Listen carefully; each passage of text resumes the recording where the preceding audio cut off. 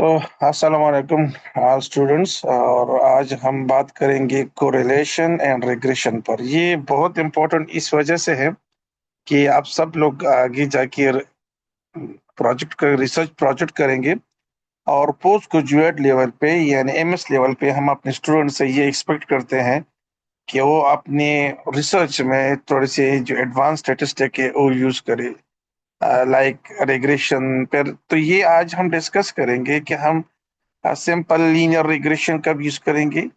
इसी तरह जो है हम मल्टीपल लीनियर रिग्रेशन कब यूज करेंगे। सिमिलरली हम बाइनरी लॉजिस्टिक रिग्रेशन या ordinal logistic regression, nominal logistic regression. तो ये डिफरेंट मॉडल्स ऑफ रिग्रेशन है। तो ये हम कब यूज करेंगे, इसकी assumption क्या है, और अगर हम स्पेसिस पे इसके स्टेप्स क्या हैं, और आफ्टर दैट अगर हम स्पेसिस में यूज करें तो हम इसको रिपोर्ट किस तरह करें, किस तरह हम इसको इंटरप्रेट करें। तो आज हम दोनों पर बात करेंगे, नॉट ओनली कोरिलेशन पर बल्कि रिग्रेशन पर भी। सही है। तो इस लेक्चर में जो कंटेंट्स हैं, these are initially we will talk about the correlation, then simple regression, multiple regression, logistic regression. फिर इसकी यहाँ पे हमने सिर्फ दो टाइप्स बयान की हैं, that is binary and ordinal, but here there is another which we call is the nominal logistic regression। तो इन चारों को पहले समझेंगे कि ये हम क्यों यूज करते हैं, कब यूज करते हैं, और इसके लिए फिर एजम्पशन क्या है। एजम्पशन के बाद इंटरप्रिटेशन जो है इसकी किस तरह करें। इंटरप्रिटेशन मीन जब हम इस बेसिस में एनालिसिस कर लेते हैं और एंड में आउटपुट टेबल्स आ जाते हैं, तो उस टेबल को हम क्या समझे, उसको किस तरह हम बयान करेंगे कि दिस टेबल, हाँ ये टेबल की हमारे लिए क्या मीनिंग है, हम इससे क्या नतीजा जो है हासिल कर सकते हैं। So how we will interpret those tables and then how to report them, ये बहुत जरूरी है। और साथ साथ हम स्पीसीज की हर एक के लिए स्टेप्स भी करेंगे। तो सबसे पहले बात करते हैं कोरिलेशन की। कोरिलेशन जैसे आप नाम पे देखें ना, कोरिलेशन, तो it mean this is actually the relationship between two variables. लेकिन यहाँ पे स्टूडेंट्स अक्सर यही कंफ्यूजन उसकी होती है कि ये तो रिलेशनशिप तो हम काई स्क्वायर से भी कर सकते हैं।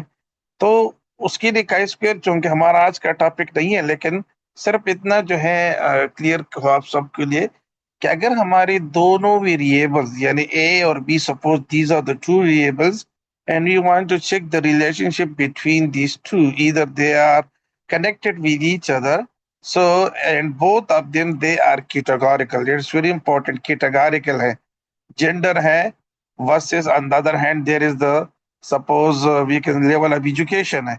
तो इन दोनों की जो है कैटेगोरिकल वेरिएबल्स है, इनके दरमियान जो अगर हम रिलेशनशिप सिचुएशन, अक्सर this is that official and the word which is used for the this between two categorical, then we will use the chi-square. On the other hand, if both the variables they are continuous, like suppose we are going to check the relationship between the weight and height of eight semester student. अब eight semester की student से जितनी भी discipline I P M R के, उनके हम देखना चाहते हैं कि इधर is there any relationship between their weight and height. यानी अगर हाइट में इंक्रीज होती है, is there any change in the weight, वो वेट जो है इसके साथ साथ भी इंक्रीज होती है, वेट उससे डिक्रीज होती है, या देयर इज नो इफेक्ट। तो ये तीन जो है आंसर देने के लिए then we need the correlation because height and weight both are continuous numerical variable। तो ये दो डिफरेंस स्टार्ट में आप लोगों को पता होनी चाहिए। कोरिलेशन के लिए दोनों वेरिएबल्स का न्यूमेरिकल होना जरूरी है, काई स्क्वायर के लिए दोनों वेरिएबल्स का कैटेगोरिकल होना जरूरी है। बाकी जो इजम्पशन है नॉर्मेलिटी की, तो काई स्क्वायर के लिए नॉर्मेलिटी की कोई जरूरत नहीं है, बट कोरिलेशन के लिए वी नीड द नॉर्मेलिटी, हम नॉर्मेलिटी चेक करेंगे। तो कोरिलेशन क्या है? This is actually the relationship between two variable, and this is a relationship, if we are going to assist, this is called as the correlation, and this is denoted by R, which is actually the correlation coefficient।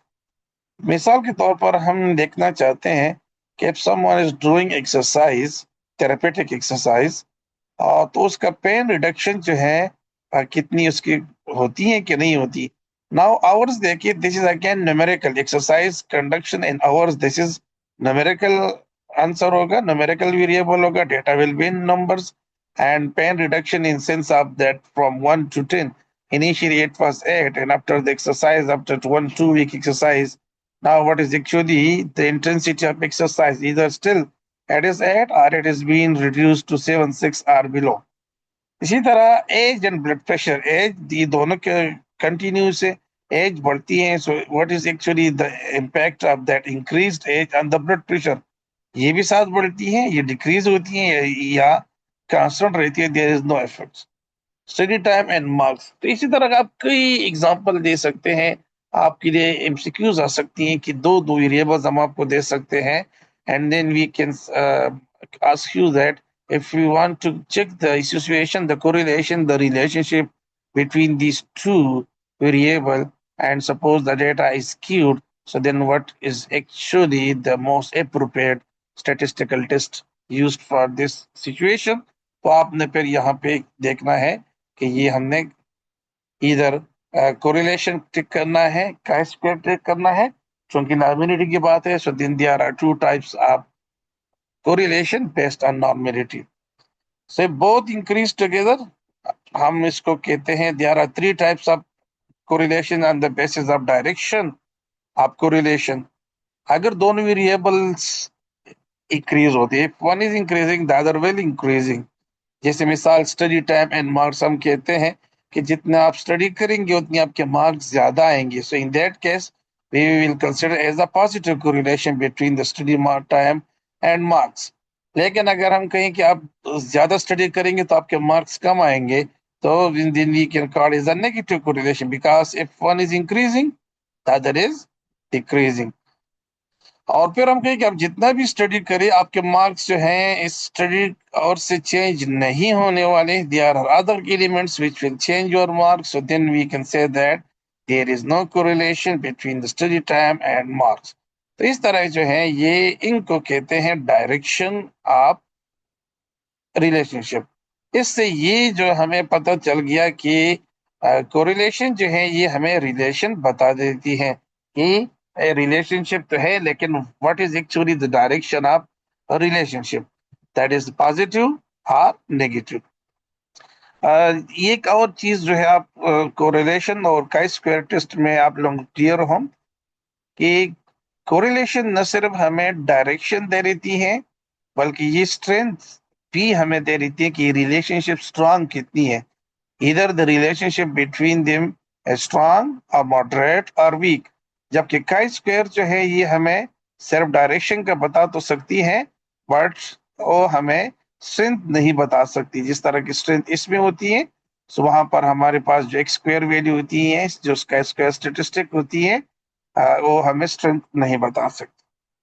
So it would only tell us the situation, not the causation. Causation हमें ये नहीं कि भाई what is actually the जो temporal relationship है, cause effect relationship, ये हमें नहीं बता सकती।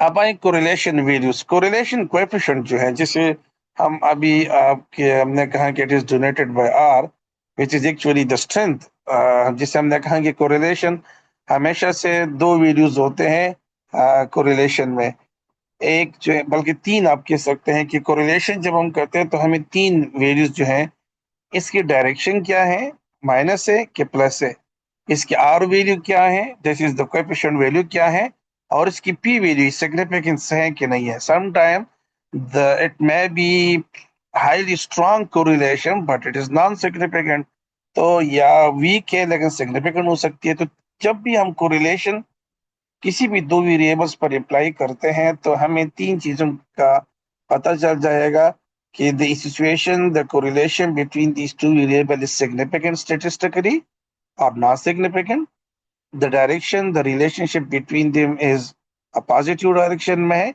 negative relationship है, या there is no relationship, the situation or the correlation, the relationship between these two variables is very strong, it is moderate, it is weak to moderate, or it is weak, there is no relationship. तो R value जो है इस हमेशा से ये -1 + 1 के दरमियान होती है. -1 this is the extreme, the perfect towards the negative, and +1 this is the maximum value if the situation is the relationship between them is positive. So it mean जितनी भी इसकी वैल्यूज हैं और वैल्यूज -1 + 1 के दरमियान प्रेजेंट होगी.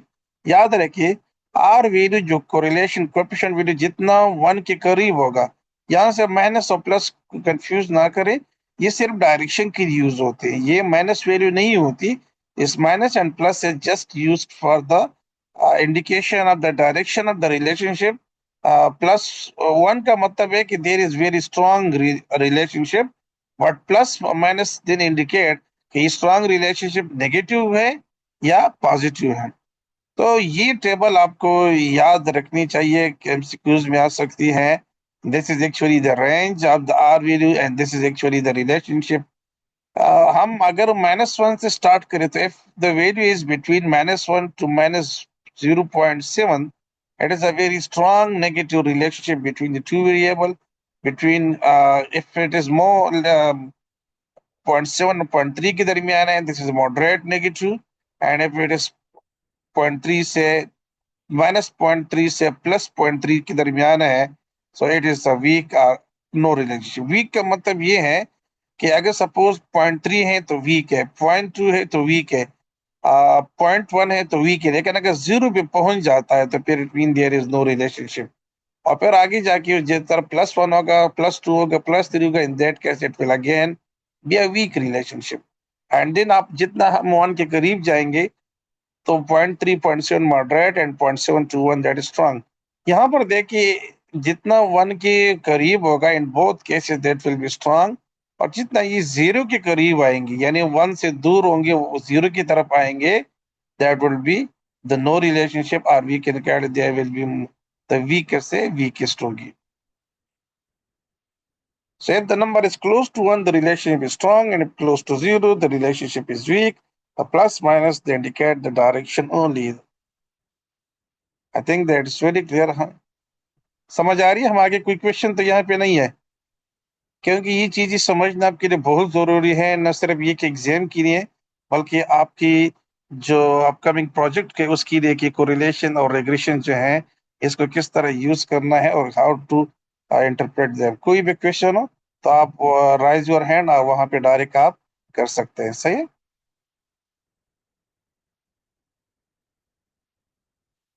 Okay. सो आगे चलते हैं.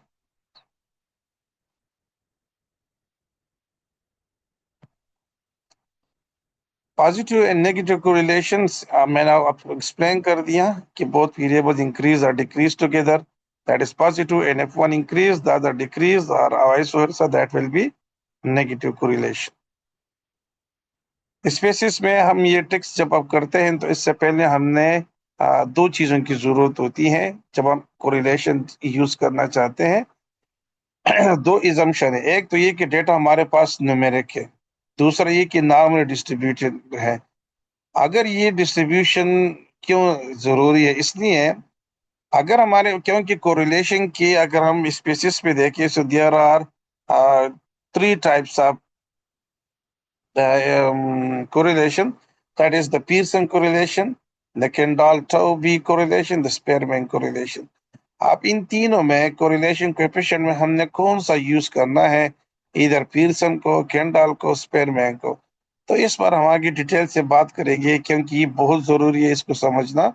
अब बाय डिफॉल्ट जो है स्पेसिस में पहले से पीरसन को क्लिक किया जाता है, लेकिन आप सिचुएशन को देख के you can uncheck this and you can check this one और दिस वन, और फिर आगे जाके आप अपनी जो एनालिसिस प्लान उसमें आप लिख सकते हैं कि Spearman correlation was used, the Kendall-Tauber correlation was used, और the Pearson correlation was used.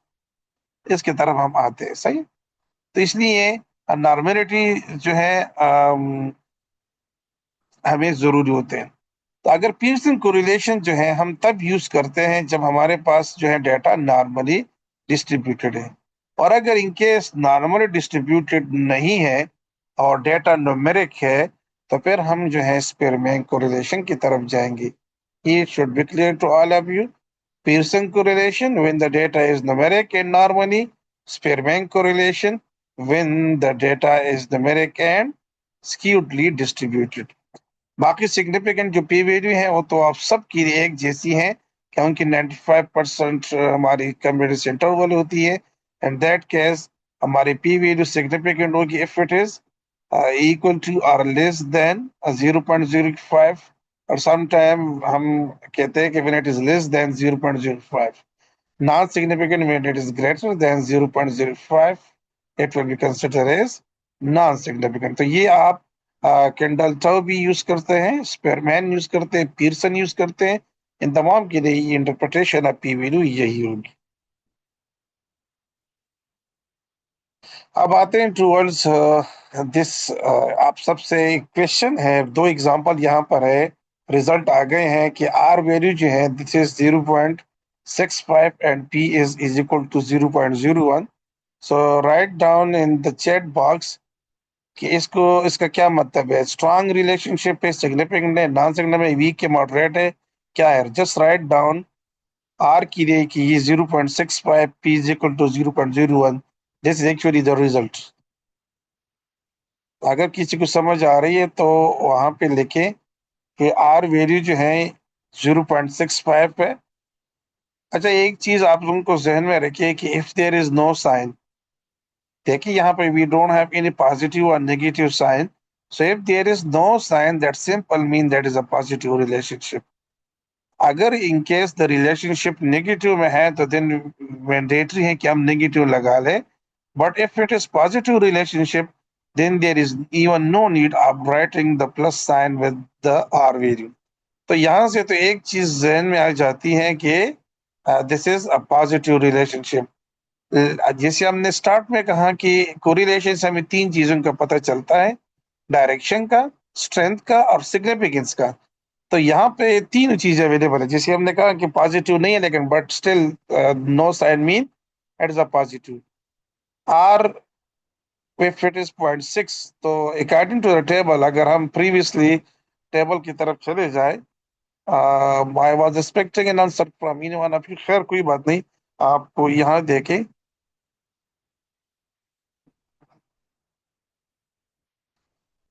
अच्छा, वीक कोरिलेशन एंड सिग्निफिकेंट.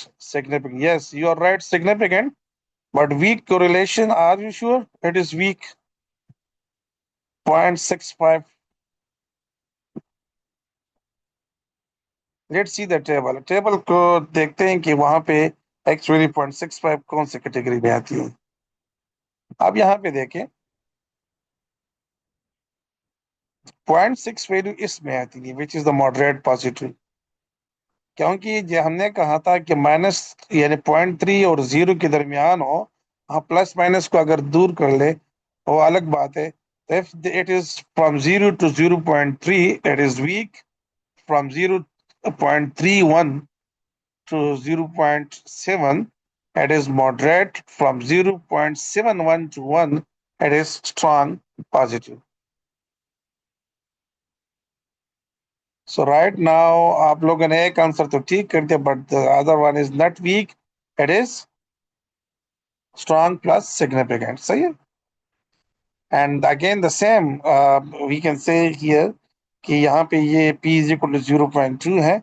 अच्छा, यहाँ पे जो बहुत सारे लिटरेचर में ये आती है कि आप एवरेज ले लेंगे. ये एवरेज का मतलब है कि आप मिड पॉइंट ले लेंगे. इफ इट इज 0.3 to 0.5 तक जो है इसको कहा जाता है मॉडरेट यानी. But if it is more than 0.5, so this is known as the moderate to strong or strong up to 6. तो बाद में ये strong आप कह सकते हैं या moderate to strong आप कह सकते हैं. But in both cases it is not weak. 0.01 that means significant, 0.2 mean not significant. सही. सोचो कि ये 7 के करीब है. If we राउंड कर ले तो ये 7 के करीब होगा. That's why it is strong, positive and significant. अब आते हैं towards how to do the correlation in SPSS. तो आपके पास एक फाइल होगा, फाइल आप उसको ओपन करें, उसके बाद जो है आप एनालाइज में जाएं, एनालाइज पे आप कोरिलेट को क्लिक करें, फिर बाइवेरिएट पे। Suppose this is actually the एक एग्जांपल है, आपके पास एक स्पेसिफिक फाइल मौजूद है। तो यहाँ से हम आगे जाएंगे, तो एनालाइज पे क्लिक करेंगे, एनालाइज पे नीचे आके कोरिलेट, कोरिलेट पे बाइवेरिएट। बाइवेरिएट जो है ये हम क्लिक करने के बाद the next spaces window will be appear like here. ये हमारा जो है सारे होंगे, वेरिएबल्स होंगे। ये हमारा जो है एक्शन बॉक्स है, जहां पर हमने वेरिएबल को एंटर करना, जिस पर जो है एप्लीकेशन होनी है। तो यहाँ सपोज हमारा एग्जांपल है कि प्री टेस्ट और पोस्ट टेस्ट जो है, हम स्टूडेंट्स की स्कोर देखना चाहते हैं कि उनकी दरमियान को जो, यानी उनको एक वर्कशॉप दे रही जा रही है, कोई सपोज ये समझे कि एक कोरिलेशन की या इस तरह के रिग्रेशन की एक वर्कशॉप है, तो उनको इस वर्कशॉप से पहले जो है टेस्ट दिया जाता है, और फिर उसके बाद वर्कशॉप के बाद, तो that is the pre test and post test score. इन दोनों के दरमियान कोरिलेशन है कि नहीं है। अब चूंकि यहाँ पे डेटा जो है, सपोज कंसिडर करें कि दिस इज नॉर्मल, सही है। अब नॉर्मल डेटा के बाद जो है, चूंकि this both are variable are numeric, data is normal, तो यहाँ पर देखिए पीयरसन जो है दैट वुड बी, हम क्लिक करेंगे।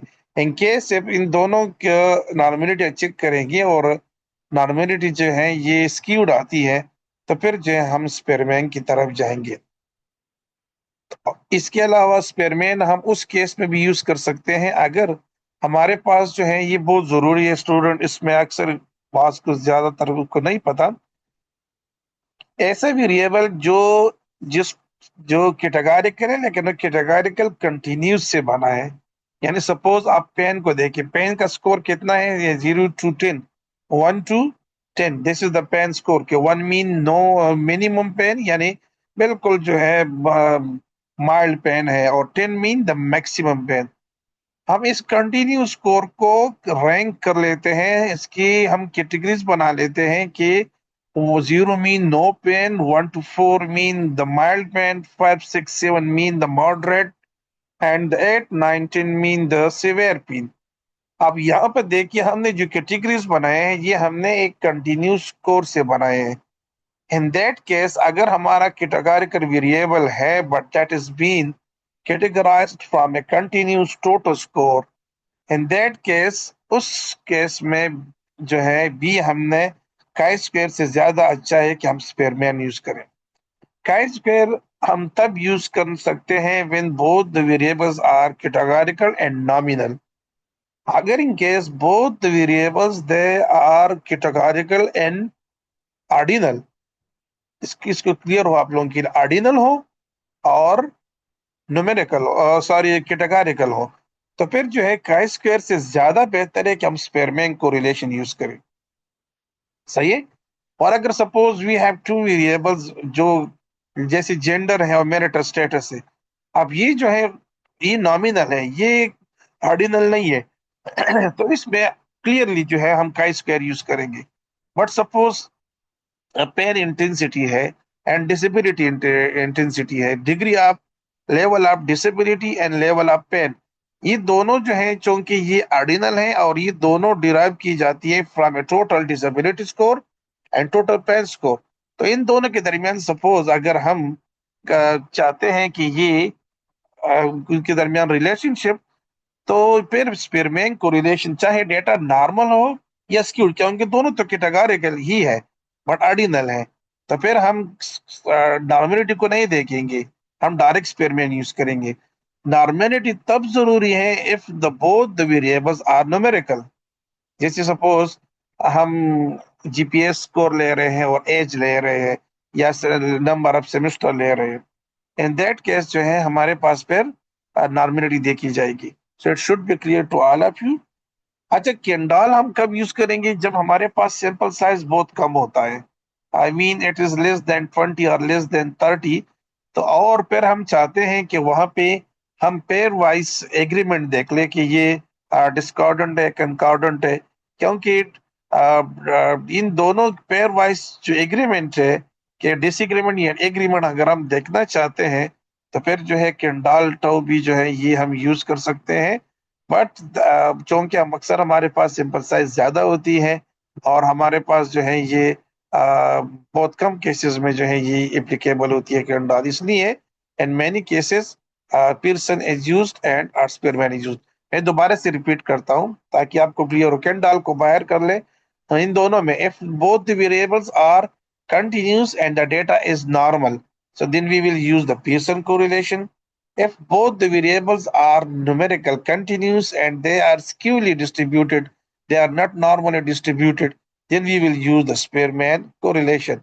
If both the variables are ranked variables, if both the variables they are ordinal variables and they have derived from as total continuous score, यानी continuous score को हमने categorize किया हुआ है, then either it is the normally distributed or this is the skewly distributed. In both cases जो हम Spearman use करेंगे।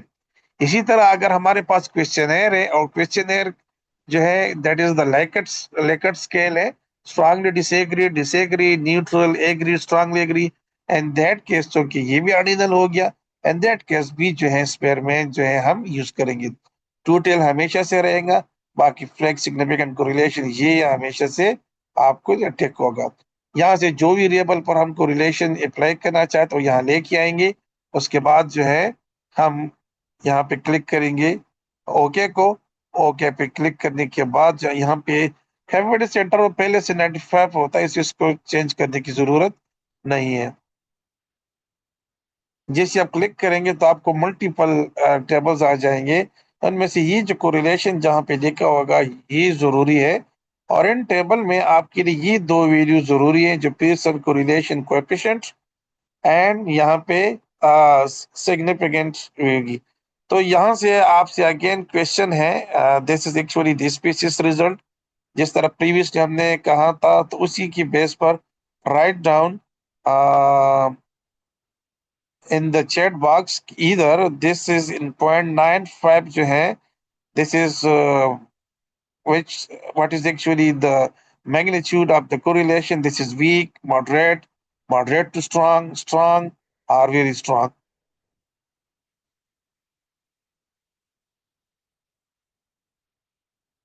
सैयद बिलाल शाह ने पहला आंसर जो दिया था वो बिल्कुल ठीक दिया था, that was statistically significant, but सब का ठीक था लेकिन स्ट्रेंथ आपने नहीं बताया था, इसका आप बताएं right now. We have the P value जो है इधर इज ये जो सिग्निफिकेंट ट्रू टेल है, this is your P value and this is your R value. तो R value is 0.951, so write down what is actually the strength of this relationship.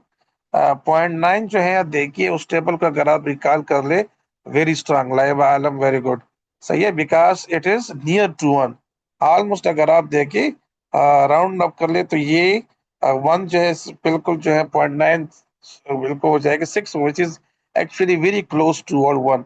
And what does it mean 0.000, ये तीन any one, 0 का क्या मतलब है?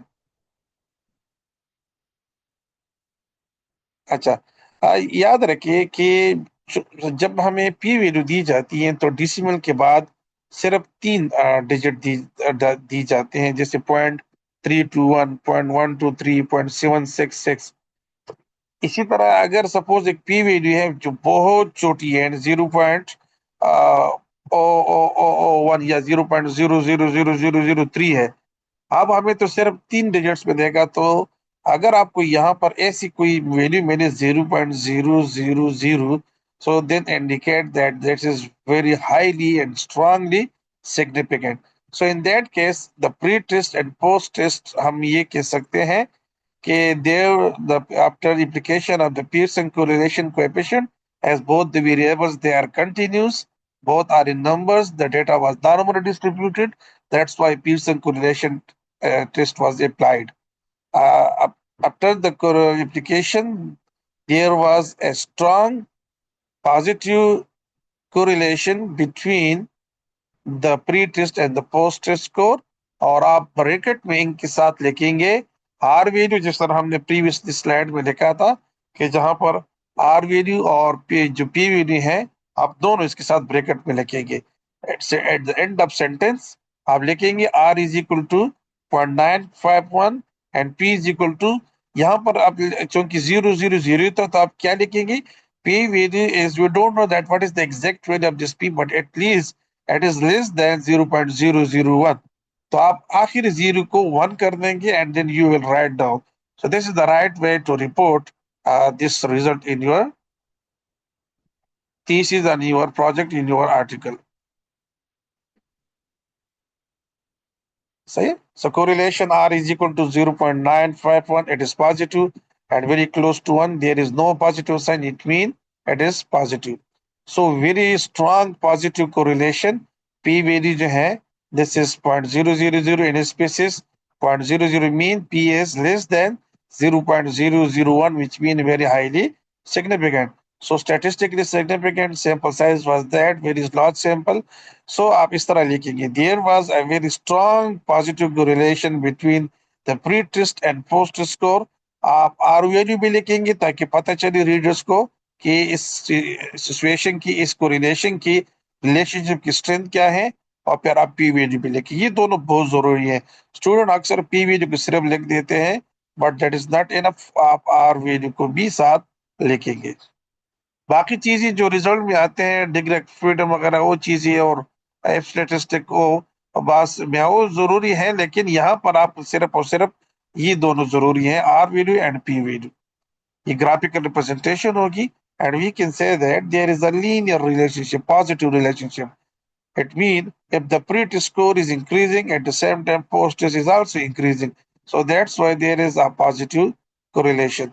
And you can see here these single dot जो है, ये this is a single individual data जो variable है. All these are just clustered together in that single line, which means there is a positive correlation. एक graphical representation भी आप कर सकते हैं, इसको स्कैटर प्लॉट कहा जाता है।